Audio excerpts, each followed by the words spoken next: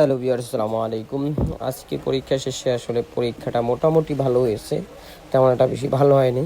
তারপরে পরীক্ষা দিয়ে বের হয়ে তারপরে আমি জিজ্ঞাসা করতেছি যে আমার সাথে থাকা বন্ধু বান্ধবীদেরকে যে আসলে পরীক্ষা কেমন হয়েছে। ওরা বলতেছে আসলে মোটামুটি হয়েছে, পরীক্ষা অতটা ভালো হয় নাই। তারপর আমি চলে আসলাম, ওইখানে আমি আর নবীন ছিলাম। তারপর বান্ধবী বলতেছে যে আসলে অনেক কঠিন কঠিন প্রশ্নগুলো আসছে এবং আসলে আগের মতোই কিছুই কমন পড়ে না।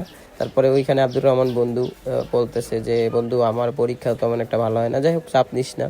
ওইখানে দেখি যে আপুরা একেবারে কি পরিমাণে ফুচকা খাইতেছে, কারণ তাদের কারণে আসলে গ্যাস্ট্রিকের ওষুধ এই বাংলাদেশে চলতেছে। আসলে তারাই হলো ম্যাক্সিমাম গ্যাসের ওষুধগুলো খায়। তারপরে আমরা চলে আসলাম একটি হোটেলে, কিছু অনেক প্রচুর খিদা লাগছে কিছু খাওয়া দাওয়ার জন্য। আমি আর আমার সাথে নবীন আছে। তারপর নবীন বলতেছিল যে আসলে ক্যামেরাটা একটু উচ্চ করে ধরেন, আমাকে দেখা যাবে। এই